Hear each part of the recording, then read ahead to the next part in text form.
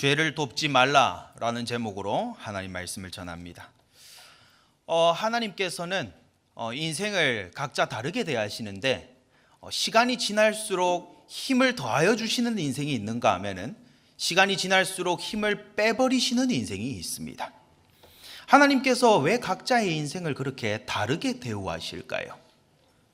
하나님께서 힘 주실 이유가 있게끔 살아가는 인생이 있는가 하면은 하나님이 힘을 꼭 빼야만 하는 쪽으로 열심히 살아가는 인생이 있기 때문입니다. 하나님 말씀을 거역하는 생애를 가리켜서 이해를 하고 동조하고 공감하고 그렇게 하면은 하나님께서 힘을 빼시겠지요. 교회를 회방하고 죄를 고집스럽게 밀고 나가고 자기 마음이 이렇네, 지금 상황이 이렇네 하면서 죄를 끝까지 고집하는 자를 그럴 만한 이유가 있었지 아니야, 내가 자세히 들어보니까 사정이 딱하더라, 그런 식으로 동조하는 사람은 하나님께서 시간이 지날수록 힘을 빼시겠지요. 성도 여러분, 언제나 한 가지 명심해야 할 것은 여러분들은 하나님의 편에 서야 된다는 것입니다. 로마서 1장 32절 말씀에 보니까 30절에서부터 31절까지 죄악의 목록들을 싹 다 나열하고 난 다음에 하는 말씀이 무엇이냐면, 사형에 해당하다고 하나님의 정하심을 알고도 죄의 결과는 뭡니까? 사형입니다. 죽음입니다. 이렇게 죄악의 목록들 중에서 우리가 이건 죄지, 이것까지 죄일까? 라고 하는 이러한 목록들을 싹 다 언급하시고 난 다음에 이것이 죄라고 하는 것을 하나님께서 정하셨다고 하는 것을 알고도 사람이 하나님을 거역할 때 어떤 형태로 거역하냐, 그 뒤에 보니까 자기들만 행할 뿐 아니라 또한 그 일을 행하는 자를 옳다 하느니라. 죄악에 동조하는 거 있죠. 죄악을 짓는데 이해를 하는 거예요. 교회를 회방하는데 이해하고 앉아 있는 거예요. 그럴 수밖에 없었던 배경을 이해하고 앉아 있는 거예요. 시편 50편 18절 말씀에 보니까 도적을 본즉 연합하는 자는 간음하는 자와 동류다라고 말하고 있습니다. 우리가 어떤 일에 동조하는 것과 어떤 일을 주도하여 해나가는 것을 좀 다르게 생각하는 경우가 있으나, 하나님의 말씀에는 도적을 보고 연합하는 자는 간음하는 자와 그 본질이 완전 똑같다, 하나님께서 볼 때는 그냥 도찐개찐이다, 이 뜻입니다. 요한이서 1장 11절 말씀에 보니까 어떤 이가 다가오면은 인사하는 것마저도 악한 일에 참여하는 자라고 말씀하고 있냐 하면은, 성경의 교훈을 거스르는 자가 네게 다가올 때 인사하는 것만 한다 할지라도 악한 일에 참여하는 거다. 성경이 과하게 말씀하고 있는 겁니까? 죄를 짓고 성경의 가르침을 따르지 아니하는 이러한 사람에게 교제의 손길을 내뻗는 것조차 악한 일에 참여하는 거라고 하나님께서 선을 그어 놓으셨습니다. 말씀을 거역하는 자에게 우리는 어떤 자세를 취해야 되냐? 서둘러 그 자리를 털고 일어나서 하나님께 순복하는 자리로 나아와라 라고 하는 것을 외침과 동시에, 계속해서 그렇게 하지 않을 때에는 온갖 종류의 교제를 끊어야 되는 것입니다. 잠언 17장 15절 말씀, 악인을 의롭다 하며 의인을 악하다 하는 이 두 자는 다 여호와의 미워하심을 입느니라. 하나님께서는 선하시고 거룩하신 분이십니다. 말씀을 거역하는 자에게 계속해서 돌아오라고, 돌이키라고 외치는 자를 너무 심하다고 평가하면은 그건 하나님의 미워하심을 입게 되는 자입니다. 교회에는요, 정말 충성스러운 사역자일수록 죄를 버릴 것을 권도합니다. 죄를 허용하지 않아요. 눈물을 뚝뚝 흘려도 그 죄를 버리라 라고 얘기를 하지 절대 타협적으로 움직이지 않습니다. 성도 여러분, 교회가요, 외부의 핍박 세력에 의해 가지고 무너지던가요, 교회사를 가만히 들여다보십시오. 죄를 점점 허용하다가 안에서부터 무너지는 게 99%였습니다. 여러분들은 주님의 몸된 교회를, 특히나 여러분들에게 허락된 안디옥 교회를 사랑하십니까? 주님의 몸된 교회를 사랑하십니까? 사랑하십니까? 그렇다면 죄악을 허용하지 마십시오. 안에서부터 썩어져서 항상 무너졌던 것이 교회입니다. 역대하 19장 2절 말씀에 보니까 유다왕 여호사밧이 아합 왕과 연합해서 전투에 같이 나간 것을 두고 선지자가 이렇게 책망을 합니다. 왕이 악한 자를 돕고 여호와를 미워하는 자를 사랑하는 것이 가하니까. 아합은 어떤 왕입니까? 하나님 말씀을 아무리 얘기해도 듣지 않는 왕이에요. 아무리 얘기해도 듣지 않는 왕이에요. 그런 왕하고 같은 민족이라는 미명하에 여호사밧이 함께 힘을 합쳐서 우리 같은 민족 아니겠냐? 잘 지내면 좋은 거 아니겠냐? 그렇게 해서 같이 전투에 나갔어요. 같이 전쟁터에 나갔어요. 거기에 대해서 하나님은 어떻게 평가하시는 겁니까? 하나님이 미워하시는 자와 사랑하는 관계를 터서 함께 친하고 함께 교제하고 함께 연합하고 함께 전쟁하고 함께 뜻을 합치고 이런 것이 과연 가한 일이냐? 라고 그렇게 하나님께서 평가하고 계신 겁니다. 이에 대해서 여호사밧도 하나님의 진노를 같이 겪게 되는 거예요. 이렇게 하나님께서 힘을 뺄 만한 인생의 길로 가지 마시고 하나님께서 힘을 더하실 만한 길로 성도 여러분 정주행하게 되시기 바랍니다. 오늘 말씀으로 큰 첫 번째, 반역죄를 반복하는 아도니아입니다. 그냥 세상의 시선에서 봤을 때는 왕이 되지 못한 왕자의 비운이라고 하는 것으로 아주 딱한 사정으로 우리가 바라볼 수도 있어요. 근데 그 알량한 도덕적 우월감 따위로 하나님 말씀을 거슬러서는 안 되는 것입니다. 오늘날의 사람들은 동정심이 무조건 좋은 줄로 생각을 해요. 하나님 말씀을 거스르다가 망해가는 인생을 향하여서는 우리가 동정심을 품을 게 아니라 정신 차리라고 똑바로 얘기를 해줘야 되는 것입니다. 자, 첫 번째로 이미 한번 용서를 받았던 아도니아입니다. 하나님께서 엄청난 기회를 주셨어요. 고대 근동 왕에게 반역을 일으켰다가 뭔가 잡혔다라고 하면은 이거 인정사정 없습니다. 머리 끝에서부터 발끝까지 껍데기 벗겨서 죽여버립니다. 그게 아시리아, 바벨론이 했던 처형 방식입니다.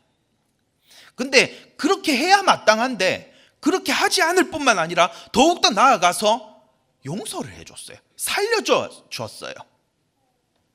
요압과 아비아달이 이 아도니아의 편에 서서 반역을 일으켜버립니다. 하나님의 말씀이 누군가를 임명하거나 뭔가 나타나지도 않았는데 이미 왕으로 아도니아를 세워버리는 거예요. 이에 대해서 나단 선지자가 아주 민첩하게 움직이지요. 이 모든 반역이 딱 잠재워지고 나서는 도망을 가서 제단불을 붙잡고 살려달라고 한 게 바로 아도니아입니다. 죄인은 제단불을 잡고 피 바르는 그 제단불을 잡고 용서를 구하면은 목숨을 살려주는 그런 규례가 있습니다. 그것을 위기의 때에 사용한 것이 바로 아도니아지요. 이 아도니아에게 목숨을 살려주면서 솔로몬이 경고한 것이 있습니다. 열왕기상 1장 52절 솔로몬이 가로되 저가 만일 선한 사람이 될진대. 지금 아도니아 안에 성화를 일으키시는 하나님이 계신다면 이라고 하는 거예요. 그 머리카락 하나도 땅에 떨어지지 아니하려니와 저희 가운데 악한 것이 보이면 죽으리라. 이 심각한 죄를 다시 한 번 더 본 데 없이 배운 데 없이 천지분간 못하고 다시 또 지으면은 죽이겠다라고 하는 거예요. 이러한 용서를 받은 아도니아입니다. 작은 두 번째, 다시 허점을 노리는 기회로 이 용서를 사용해버리는 아도니아입니다. 성도 여러분, 이 아도니아의 모습이 여러분들에게 있지 않기를 바랍니다. 하나님께서 용서해 주시는 기회마저도 다시 또 죄를 짓는, 똑같은 그 죄를 또 짓는 기회로 사용하는 아도니아를 보면서 우리는 심히 경계해야 됩니다. 내게 이러한 모습이 있지는 아니한가? 주일날 하나님께서 이 아도니아를 들어서 내게 이 말씀을 주시는 것은 장차 내가 이러한 길로 가지는 않을까라고 하는 것을 심히 염려하라고 하는, 고로 기도하라고 하는 하나님의 의도가 담겨 있는 것입니다. 솔로몬 왕의 모친 밧세바에게 이 아도니아는 은밀히 부탁을 합니다.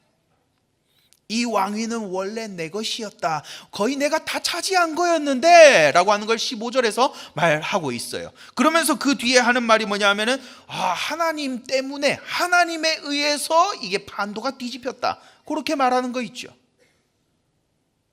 그러니까 하나님이 개입을 안 했으면은 왕을 계속 해 나갔을 거라는 거잖아요. 말씀 무시 계속 했을 거라는 거잖아요. 반역심을 숨기지 않고 이제 더욱더 나아가서 수넴 여자 아비삭을 달라고 합니다. 다윗의 막판에 수발을 들었던 여인이지요. 그래서 그 여인을 달라고 하는 것은 그냥 옥새 달라고 하는 거하고 똑같은 거예요. 왕의 도장을 달라고 하는 거하고 똑같은 의미인 거예요.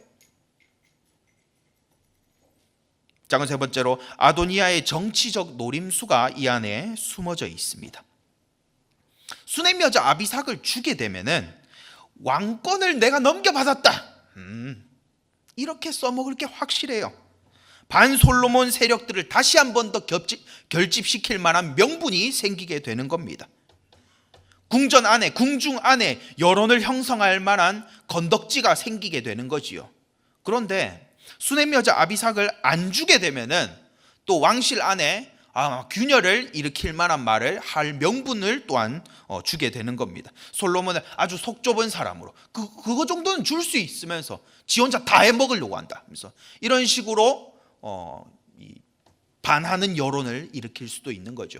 그래서 수넴 여자 아비삭을 줘도 문제고 안 줘도 문제인 거예요.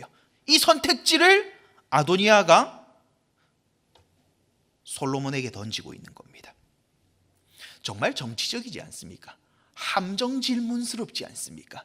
여러분들이 뉴스만 켜면은 볼 수 있는 정치권에서 나올 만한 그런 유도 질문, 그런 거하고 아주 비슷하지 않습니까? 예스라고 말해도 곤란해지고 노라고 말해도 곤란해지는 아주 희한한 상황을 만들어 버립니다. 누가요? 아도니아가요.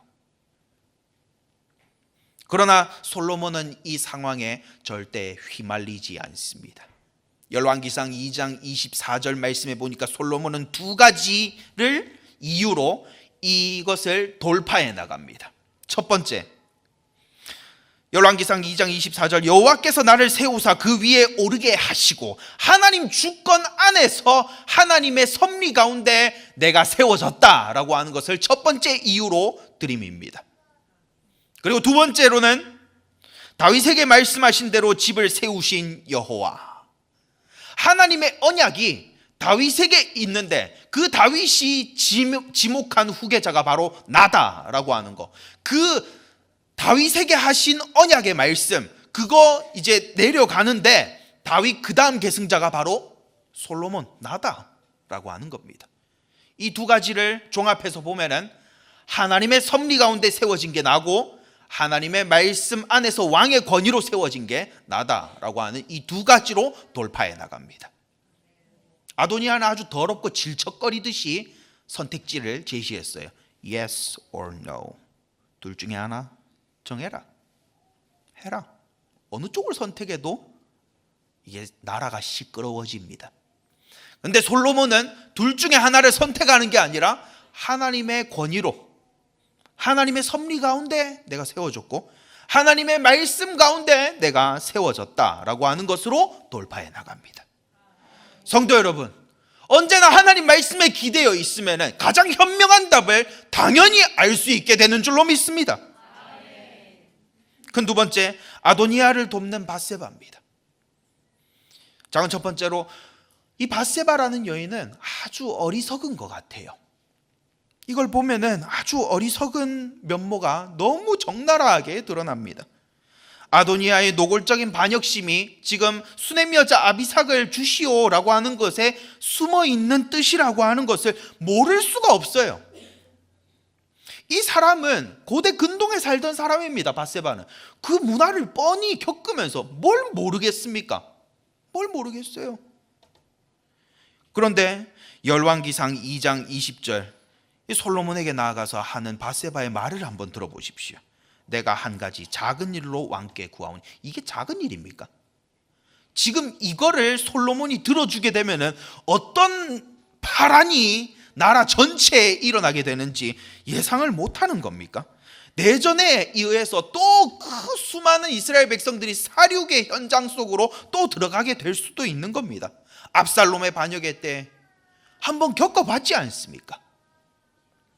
결국 자기 아들 솔로몬이 죽을 수도 있는데 그걸 작은 일이라고 얘기하고 앉아 있어요. 누구한테요? 솔로몬한테 그러고 앉아 있어요. 이거 굉장히 좀 이상하지 않습니까? 작은 두 번째, 밧세바는 왜 동조를 했을까요? 여러 가지 이유가 있을 겁니다. 이것이 전반적으로 다 혼재되어 나타났을 겁니다. 첫 번째로는 다 끝났다는 착각입니다. 어차피 왕위에 솔로몬이 다 올랐으니까 뭐 괜찮겠지, 설마 반역이 성공하겠어? 라고 하는 나사 풀린 생각이었거나, 두 번째로는 반역자를 불쌍히 여기는 알량한 어떤 동정심, 이러한 것으로 뭉쳐졌을 수도 있습니다. 세 번째로는 자기의 권력을 과시하고 싶은 욕심에 그렇게 했을 수도 있습니다. 왕이라 해도 말이지, 내가 얘기하면은 말이지, 내가 가서 다가가니까 상을 베풀고 곁에 앉게 하고 거의 왕에 준하는 권력자란 말이지. 그렇게 해서 그 과시욕에 의해 가지고 했을 수도 있습니다. 그런데 이 세 가지가 다 혼재되어서 우리가 볼 수 있지만은 한 가지 지울 수 없는 생각은, 이 여자가 똑똑한 여자는 아니다. 하나님 말씀을 듣고 깨달음을 크게 가지는 여자 같지는 않다라고 하는 생각은 도저히 지워버릴 수가 없습니다. 왜 그러냐? 우리아가 전장터에서 열심히 싸우고 있을 때 다윗과 놀아나는 거 한번 보세요. 똑똑한 여자는 남편 배신하는 행위라고 하는 것을 알아차리고 도망가거나 거절할 겁니다. 근데 홀랑 넘어가는 거 보세요. 그리고 또 그 뒤에 보면 다윗이 압살롬을 피해가지고 도피하는 시절에 밧세바가 이러했다 저러했다 성경이 1절 기록하고 있는 게 없습니다. 어떠한 텐션도 취하지 않았다는 겁니다. 또한 아도니아가 반역을 일으킬 때 원래는 솔로몬을 지키는 데 있어서 말씀에 해박하고 이때까지 경험이 풍부한 밧세바가 가장 먼저 나서야 그게 정상인데, 오히려 나단 선지자가 나서서 해야 될 말을 밧세바에게 주고 앉아 있어요. 이 여자 한 가지는 확실합니다. 지혜롭지는 않습니다. 그건 세 번째, 어찌하여 아도니아를 위하여 구하시나이까? 솔로몬이요 오히려 밧세바에게 지금 책망하고 있는 거예요. 아니 아무리 어머니라 할지라도, 아니 어떻게 이렇게 말씀을 향해 거스르고, 저기 지금 말씀을 거스르려고 또 헛소리하고 앉아있는 사람을 동조하고 또 그걸 나한테 알려주고 앉아있냐? 아니 왜 이러냐? 왜요? 그럼 요압도 용서하고, 반역한 사람들 죄다 용서하시고, 그렇게 하시지요. 이렇게 오히려 역정을 내버립니다. 작은 첫 번째, 어찌하여 죄를 돕는가? 이 말씀은 정말로 오늘날 우리에게 많은 것을 교훈하여 주시는 하나님의 말씀입니다. 수많은 교회들이 있어요. 수많은 교인들이 있어요. 그러나 밧세바처럼 어리석게 살아요. 어떻게 어리석게 사냐? 죄인들에게 동조해요. 죄악을 그냥 받아들여요. 그럴 수도 있지라고 하는 것으로 넘어가려고 해요. 그게 사랑이라고 착각해요. 그게 긍휼이라고 착각해요. 끝까지 회개하지 않는 자들을 교회에 버젓이 들여놓는 거예요. 성도 여러분, 정상적인 교회는 출교라는 것이 있습니다. 그렇게 해서 정상적인 양들을 지킵니다. 너무 미쳐 날뛰는데 처음에는 권면합니다. 두세 사람 몰려가서 권면합니다. 그래도 말을 안 들으면 잠시 수찬 정지를 하거나 공예배에 나오지 말 것을 말합니다. 그렇게 해서 자숙의 기간을 가지게 만들어요. 그래도 정신을 못 차리잖아요. 회개 안 하잖아요. 그러면은 교회에서 나가시오라고 하는 출교 명령이라는 걸 합니다. 그때부터는 모든 성도들은 그 사람과 교제하지 않아야 정상입니다. 바로 이런 치리 기능이 살아있는 게 교회인데, 오늘날 현대의 교회들에 있어서는 이 치리의 기능을 전혀 목사님들이 엄두도 못 낼 만큼 잘못된 견해를 가지고 있어요. 교회는요, 회개하는 자에는 누구든지 올 수 있습니다. 그러나 회개하지 않는 자는, 하나님의 뜻이 이러하다 말해도 끝끝내 돌이키지 않고 계속해서 그 길을 가는 자는, 교회는 눈빛이 싸늘해질 수밖에 없는 거예요. 왜 그러냐? 생명이 있다면 마음에 찔림이 있을 텐데 왜 저렇게 한결같이 말씀을 안 들을까? 그리고 한 가지 더 생각하는 것은, 저렇게 불순종하고 불신앙하고 끝까지 거역하는 저게 멀쩡한 성도들에게 다 퍼져나가겠구나. 교회를 지키기 위해서 교회는 치리가 살아있어야 됩니다. 성도 여러분, 절대 내 동정심에 휘말려서는 안 되는 거예요. 동정심 좋은 겁니다. 그러나 하나님 말씀보다 앞장설 수는 없는 것입니다. 죄인들과 생명 없이 화목하려고 하는 거, 이거 우리가 정말 정리해야 될 체질인 줄로 믿습니다. 그래서 이 죄인들에게 그 죄를 버릴 것을 사랑 어린 마음으로 전하는 성도가 되시고, 그리고 회개하지 않는 자, 끝까지 회개하지 않는 자를 향하여서는 우리가 영향을 받지 말아야 되고, 동조하지 말아야 되고, 이해하지 말아야 됩니다. 야고보서 4장 4절 말씀해 보니까, 가늠하는 여자들이여 세상과 벗된 것이 하나님의 원수임을 알지 못하느뇨. 그러니까 세상과 벗된 자들을 어떻게 말하고 있냐면, 이 간음자들아, 이렇게 말하고 있어요. 세상 논리에 같이 젖어드는 사람들, 세상 논리에 같이 젖어드는 사람들을 가리켜서 하나님의 말씀은 이렇게 말하고 있어요. 이 간음하는 여인들아.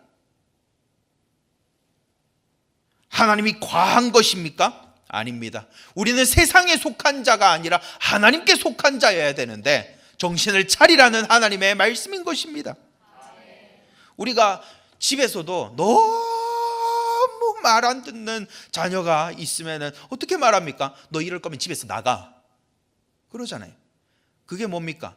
난 너를 호적에서 파버릴 거야 이 새끼야, 이런 뜻이 아니잖아요. 제발 좀 고치라는 뜻이잖아요. 저는 어리석게도 자전거를 타고 진짜 나갔습니다. 치약을 챙기고 칫솔을 챙겨서, 내 이빨은 소중한 거니까 치아는 내가 챙길 나이가 됐지. 고1 정도 됐으면 내 치아는 내가 챙기고, 내 손톱 내 발톱은 내가 스스로 깎을 수 있고, 이렇게 하면서 짐을 착착 챙겼어요.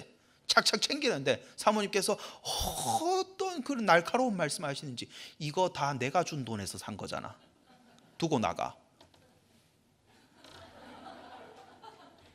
팬티까지 다 벗어놓고 나가야 될 판이에요. 그래서 제가 그때 홧김에 이런 말을 했어요. 이거 정도는 줄 수 있잖아요, 이러고 짐을 싸서 나갔던 경험이 있습니다. 생판 나가봤자 뭐 있을 때가 있습니까?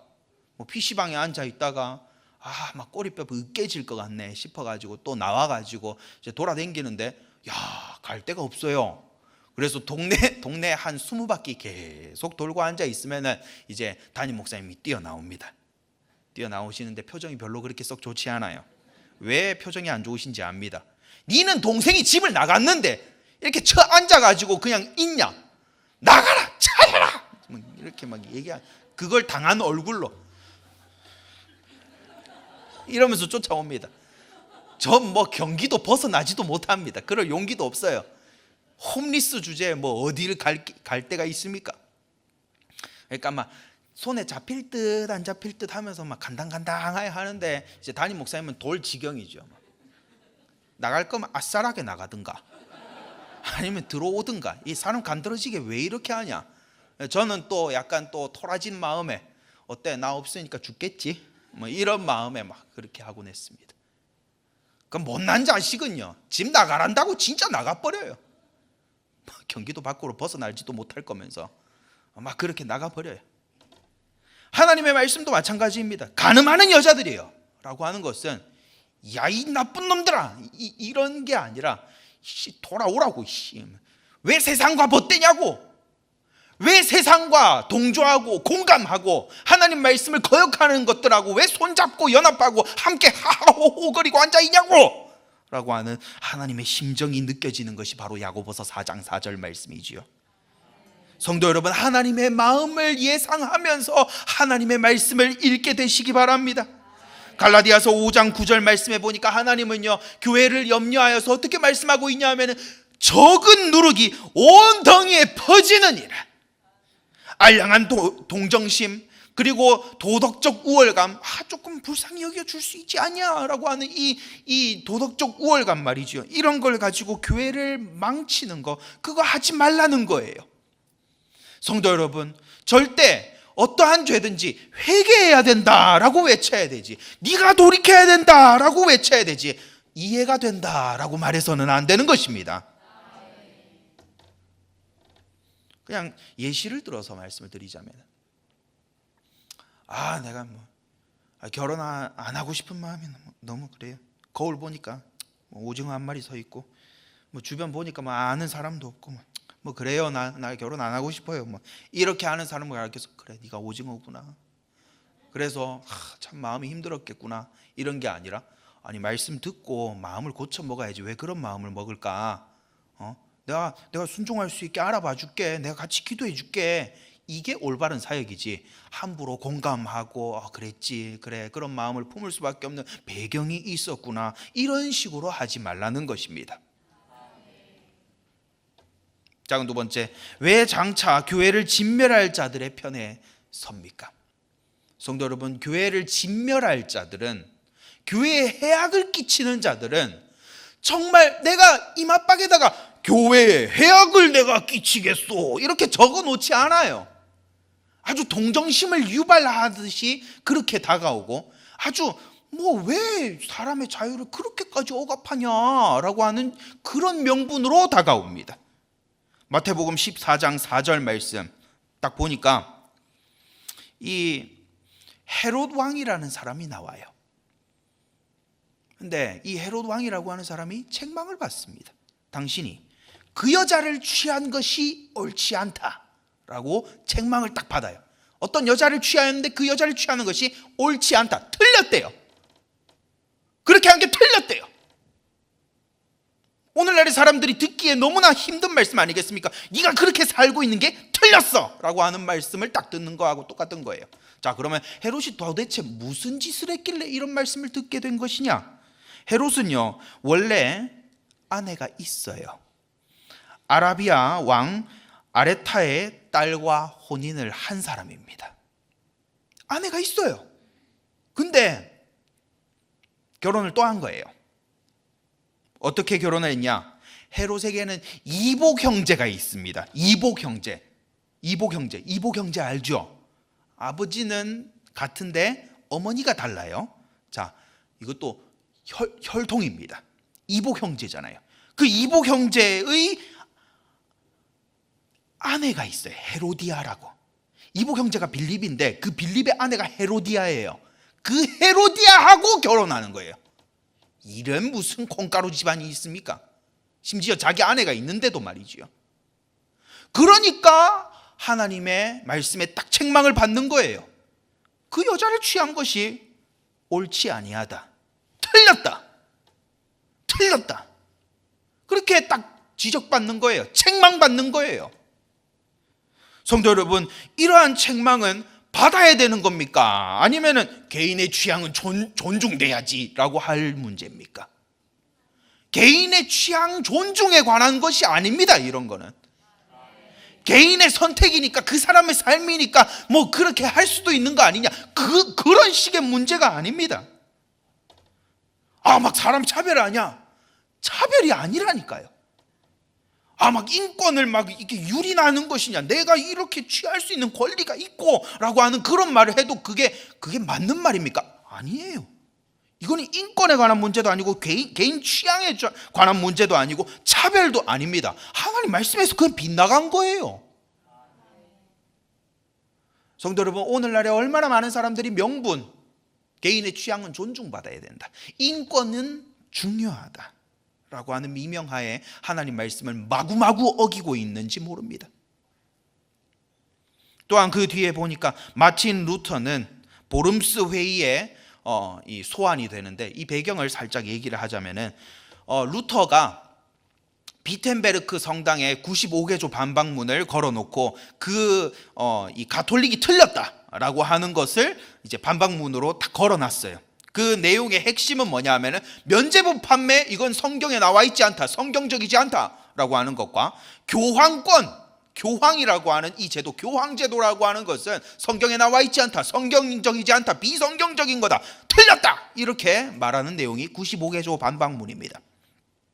그걸 걸어 놓으니까 바로 교황 레오 10세가 이 루터를 파문해 버리는 거예요.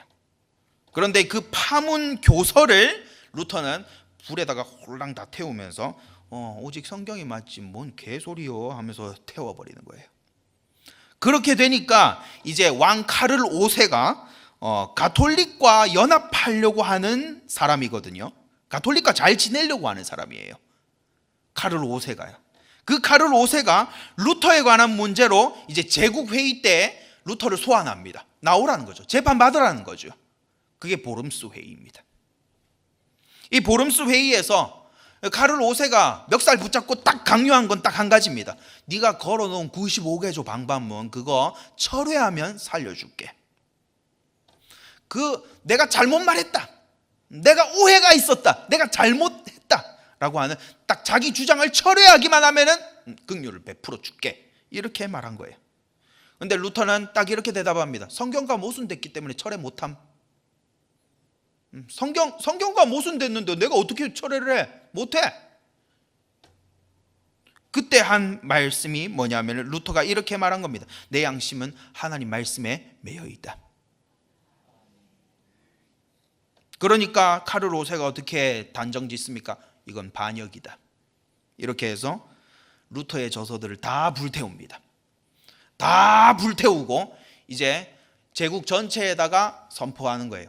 지금부터 범죄자 루터를 잡아 죽이든 뭐 어떤 형태로 괴롭히든 그건 합법적이다 선언해버립니다.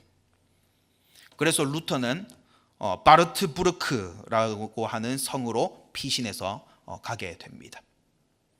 그 배경 속에서 우리가 이걸 보면 보름스 회의에서 네가 성경에 의해 가지고 그렇게 주장하는 거 그거 철회하면 살려줄게 라고 하는 것에 대해서 우리 믿음의 선지인 루터는요, 말씀에 위배되는 거라서, 말씀과 위배되는 거라서 철회할 수 없다 라고 하는 것이 우리 믿음의 선진의 고백이었습니다.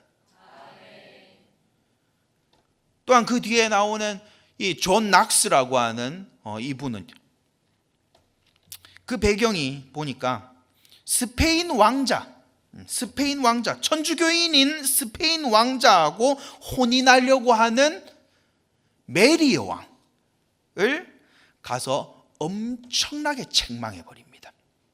엄청나게 책망해요. 여러분들 메리 여왕이라 그러니까 메리 여왕? 여왕이구나 이런 생각이 들죠. 한 나라의 왕입니다. 이놈 죽이시오, 저놈 살리시오, 이 손끝에서 다 할 수 있는 사람이에요. 그런 사람한테 가가지고 가톨릭 신자하고 결혼을 하려 그래? 그렇게 강하게 책망을 한 사람이에요. 이 메리 여왕은요, 존 낙스가 메시지 한 것을 듣고 매우 언짢았어요.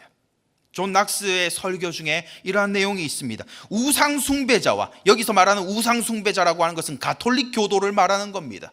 우상숭배자와의 혼인은 하나님을 이 나라 전체를 하나님의 진노 아래에다가 두는 일이다. 그렇게 말하고 있어요. 고린도 후서에 나온 것과 같이 벨리알과 손잡는 거 하지 마라, 믿지 않는 자와 멍에를 매는 거 하지 마라 라고 하는 이 말씀에 충실하여서 말씀을 전했던 것이에요. 근데 가톨릭 교도하고 결혼을 하려고 하는 메리 여왕에게 있어가지고는 이 말씀이 아주 거슬리는 말씀이었죠. 내가 하고자 하는 걸 낙스가 하지 말라고 강단에서 외치고 있는 거예요. 하나님의 진노가 어쩌고 저쩌고 하면서 막 얘기를 하고 있는 거예요. 그러니까 이 메리 여왕이 뭐라고 눈물로 호소를 하냐 하면은 이렇게 말합니다. 그대로 발췌해서 읽어드리겠습니다. 그대의 말이 나를 백성의 미움에 빠뜨린다. 그대의 말 한마디, 그거가 온 백성들의 미움을 내가 받게 만든다. 그러니까 낙스를 아주 지능적인 피해를 입히는 가해자로 지금 몰아가고 있지요. 아주 기가 막힌 여성의 그 언어 솜씨입니다. 기가 막힙니다. 그대의 말이 나를 백성의 미움에 빠뜨리고 있다. 그러면서 그 뒤에 뭐라고 말하냐면 나는 왕이다. 내 뜻에 따라 혼인할 자유가 있다. 개인의 자유를 들먹이는 거예요. 왕의 권한을 들먹이는 거예요. 이에 대해서 낙스는 이걸 울면서 메리 여왕이 얘기를 했어요. 눈물로 호소를 한 거죠. 낙스는 뭐라고 대답을 했냐면 왕도 하나님 말씀 위에 있을 순 없다. 말씀은 당신의 뜻보다 높으며 하나님의 율법이 왕의 결정을 판단할 것이다. 왕께서 신앙을 배반하면 하나님께서 그 왕좌를 지탱하지 않으실 것이다. 당신의 눈물은 나를 움직이지 못한다. 저는 여기 보면서 천국 가면 우리 낙스 형을 좀 봐야겠어요. 우리 낙스 형은 T인 게 분명해요. 당신의 눈물은 나를 움직이지 못한다. 전 여기서 아주 심쿵했지 않습니까? 심장이 쿵 내려앉았어요. 어쩜 이렇게 멋있을까? 너무 멋있어 버리는 대목이 당신의 눈물은 나를 움직이지 못한다. 그러면서 이 진리를 말하는 이 직언을 탁 전하는 이유에 대해서 그 뒤에 대미를 장식합니다. 내가 진리를 말하지 않으면 하나님께 책망을 받을 것이기 때문이다. 그리고 메리 여왕을 찔찔 짤면서 낙스를 가해자로 만들고 있는 메리 여왕을 질책하는 거예요. 책망하는 거예요. 우리 교회는 장로교입니다. 이 장로교의 존 낙스 형님을 한번 보세요. 우리 믿음의 선진들의 믿음은 바로 이렇게 하나님께 충성된 믿음이었습니다. 취향 존중이요, 개인의 선택이요, 그럴 수 있죠. 그런데 그게 하나님의 말씀과 역행했을 때에는 우리는 절대 동조할 수가 없습니다. 이들의 죄와 타협하고 동조했다면 종교개혁은 없었을 겁니다. 오늘날의 여러분들은 하는 음이나 들으면서 라틴어로 샬라샬라 해대는 미사나 드리고 있겠지요. 묵주 같은 거나 돌리고 있으면서 면죄부 판매에 막 돈 쏟고 그러고 있겠지요. 그러나 이렇게 죄와 타협하지 않았던 우리 믿음의 선진들로 인하여서 종교개혁이 되었고 오늘날 우리에게 이 정상적인 복음이 전달되게 된 것입니다. 자, 세 번째, 하나님 편에 서서 마귀를 대적하는 성도 여러분 되시기 바랍니다. 왕이신 그리스도는 하나님의 아들이십니다. 시편 2편 12절 말씀해 보니까 그 아들에게 입맞추라 라고 했어요. 이게 뭔 뜻이냐 하면은 옛날에 왕이 있으면은 이 봉같이 생긴 거를 이렇게 내밉니다. 에스더서를 보면은 그걸 볼 수 있습니다. 에스더가 왕에게 나왔을 때 오우 하면서 탁 내밉니다. 그 봉을 이제 내밀지 않으면은 왕의 허락 없이 나온 거기 때문에 죽여버립니다. 왕에게 나올 때는 왕이 내민 거에 뽀뽀를 해야 돼요. 또 우리가 쉽게 찾아볼 수 있는 왕이 반지를 끼고 있으면 반지 딱 내밀면 그 앞에서 탁 하고 딱 하잖아요. 그런 것처럼 이제 그 아들에게 입맞추라라고 하는 것은 우리 그리스도께 충성하는 자가 되라는 겁니다. 우리 그리스도께 충성하는 자.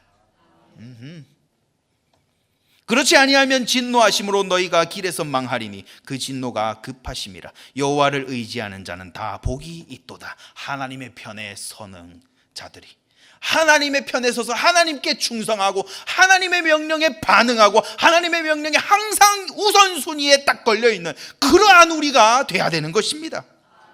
야고보서 4장 7절 말씀, 너희는 하나님께 순복할지어다.